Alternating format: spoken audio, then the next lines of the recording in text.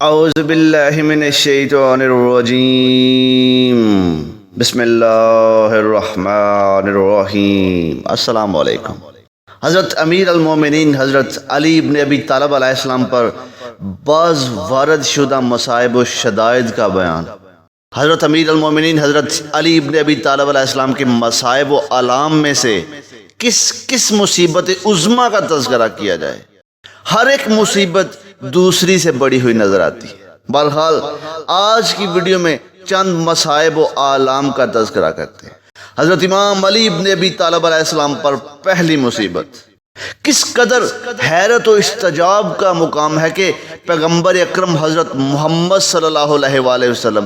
زندگی بھر جس ذات کی خلافت و امامت کے بارے میں فرماتے رہے اور آخری ایام حیات میں رسم دستار بندی ادا کر کے آپ نے خلافت و جانشینی پر مہر بھی ثبت کر دی۔ اس نبی رحمت اللہ العالمین کے انتقال پر ملال کے فوراً بعد مسلمان حضرت علی علیہ السلام کو چند مخلص اصحاب کے آن حضرت محمد صلی اللہ علیہ وآلہ وسلم کی تجہیز و تکفین میں مشغول دیکھ کر جنازہ پیغمبر حضرت محمد صلی اللہ علیہ وآلہ وسلم کو گھر ہی میں پڑا چھوڑ کر موقع کی نزاکت سے فائدہ اٹھاتے ہوئے سقیفہ بنی سعدہ میں جمع ہو گئے اور حضرت علی علیہ السلام کی خلافت کو غضب کرنے کی تدبیریں سوچنے لگتے ہیں۔ بلاخر اس میں کامیاب بھی ہو جاتے ہیں اور اسی کشمکش میں پڑے رہتے ہیں حتیٰ کہ حضرت محمد صلی اللہ علیہ وآلہ وسلم کے جنازہ میں شرکت نہیں کر پاتے اور ان کی واپسی سے پہلے آن حضرت محمد صلی اللہ علیہ وآلہ وسلم دفن ہو جاتے ہیں۔ حضرت امیر المومنین علی ابن ابی طالب علیہ السلام کے لیے یہ کوئی معمولی مصیبت نہ تھی،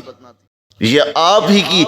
بے پناہ شجاعت تھی کہ آپ ایسے موقع پر محض اسلام اور مسلمانوں کی خیر سگالی کے لیے خانہ نشین ہو گئے اور تلوار نہ اٹھائی۔ لیکن اس مصیبت عظمیٰ سے جناب حضرت علی علیہ السلام کے قلم مبارک پر کیا اثر ہوا، اس کی ترجمانی کے لیے یہ جملے ہی کافی ہیں کہ میں دیکھ رہا تھا کہ میری میراث لوٹی جا رہی تھی۔ امام علی ابن ابی طالب علیہ السلام پر پڑنے والی دوسری مصیبت،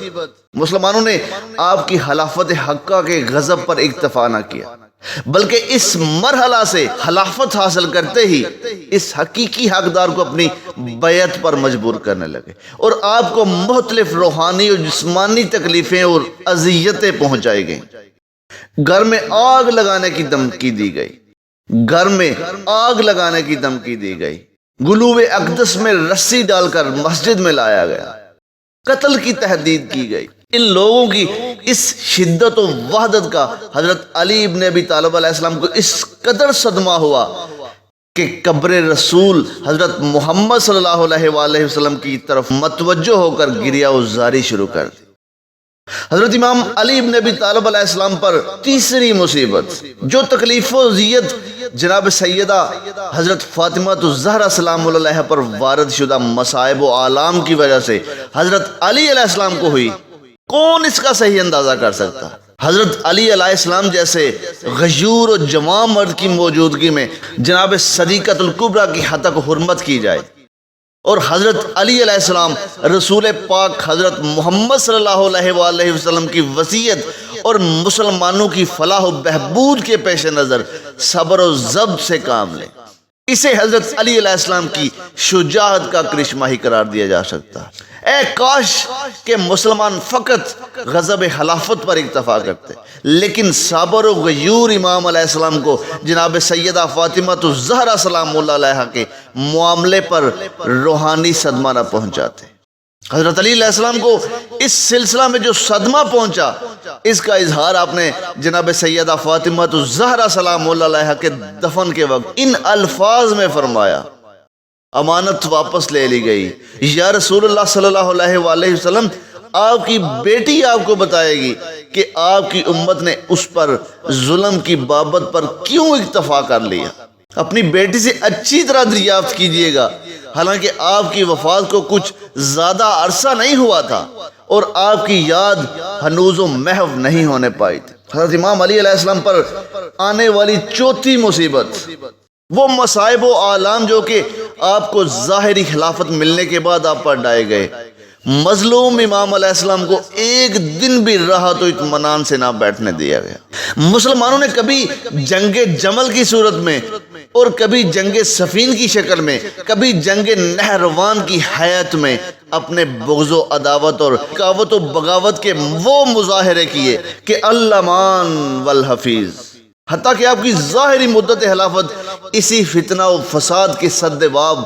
اور بگڑی امت کی اصلاح میں گزر گئی۔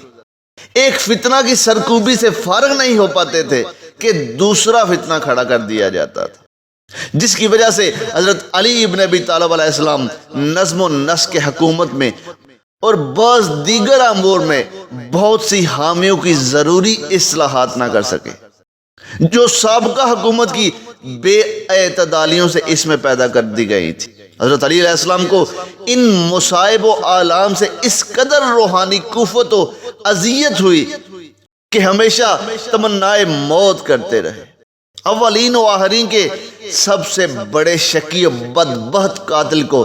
کیا امر مانے ہے کہ وہ کیوں میرے خون ناحق سے اپنے ہاتھ رنگین نہیں کرتا۔ حضرت امام علی علیہ السلام پر آنے والی پانچویں مصیبت، آپ کے فضائل و محامد حسبی و نسبی کا انکار کر کے بھی آپ کو طرح طرح سے رنج و غم سے دوچار کیا گیا۔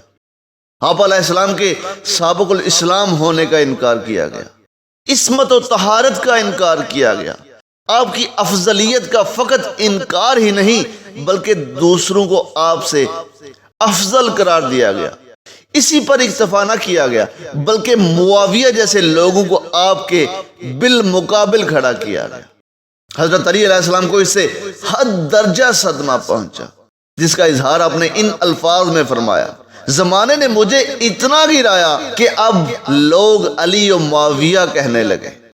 دوسرے جو مصائب حضرت علی علیہ السلام پر وارد ہوئے، آپ کے انتقال کے بعد ان کا خاتمہ ہو گیا، لیکن یہ مصیبت، یہ پانچویں مصیبت اب تک موجود ہے، بلکہ اس میں روز بروز اضافہ ہوتا جا رہا ہے۔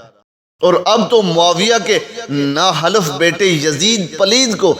نہ صرف حضرت علی ابن ابی طالب علیہ السلام کے مقابلے میں لایا جا رہا ہے بلکہ معاویہ کو چوتھا اور یزید پلید کو پانچواں خلیفہ راشد تسلیم کر کے علی ابن ابی طالب علیہ السلام کی چوتھی خلافت کا انکار کیا جا رہا۔ امام علی علیہ السلام پر آنے والی چھٹی مصیبت،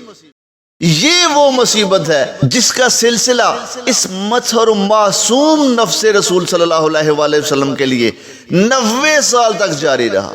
وہ برسر مسجد و منبر آپ پر لعن طعن ہے۔ تذکرۃ الحواس الامت پر غزالی کا یہ قول موجود ہے کہ یعنی 1000 ماہ تک معاویہ کے حکم سے حضرت علی ابن ابی طالب علیہ السلام پر لعن طعن کا سلسلہ جاری رہا۔ علامہ سیوطی تاریخ الخلفاء میں لکھتا ہے کہ بنی امیہ حتبوں میں حضرت علی علیہ السلام پر سب و شتم کیا کرتے تھے، اور جب عمر بن عبدالعزیز والی مقرر ہوا تو اس نے اس کو بند کروایا۔ افسوس کہ یہ بندش کچھ زیادہ دیر ثابت نہ ہو سکی۔ 2.5 سال کے بعد عمر بن عبدالعزیز کی زندگی کا ساغر چھلک گیا، پھر اس نے سنت معاویہ کو بدستور سابق جاری و ساری کر دی۔ فاضل شبلی نعمانی اپنی مشہور کتاب سیرت النبی میں لکھتے ہیں، حدیثوں کی تدوین بنو امیہ کے زمانے میں ہوئی، جنہوں نے پورے 90 برس تک سندھ سے ایشیائے کوچک اور اندلس تک مساجد جامعہ میں آل فاطمہ سلام اللہ علیہ کی توہین کی اور جمعہ میں حضرت علی علیہ السلام پر لعن طعن کہلوائے۔ سینکڑوں حدیثیں معاویہ وغیرہ کے فضائل میں بنوائیں۔ اب حضرت علی ابن ابی طالب علیہ السلام پر 7ویں مصیبت، کاش مسلمان مذکورہ بالا مصائب و شدائد پر قناعت کرتے، لیکن آپ کا وجود بھی ان کی آنکھوں میں کھٹکنے لگا۔ مسلمان آپ کی شمع حیات کو گل کرنے کی مختلف تدبیریں سوچنے لگے۔ بلاخر 19 ماہ سیام کو مسجد کوفہ کے اندر عین نماز کی حالت میں امام الاولین والآخرین کی شمع حیات کو خاموش کر دیا گیا، اور 21ویں رمضان المبارک کو یہ معصوم مگر مظلوم امام یہ فرماتے ہوئے کہ فزت برب الکعبہ، ہمیشہ ہمیشہ کے لیے ہم سے جدا ہو گئے۔ انا للہ و انا الیہ راجعون کہ راہ میسرنا شد این سعادت، کہ راہ میسرنا شد این سعادت، بے کعبہ ولادت، بے مسجد شہادت۔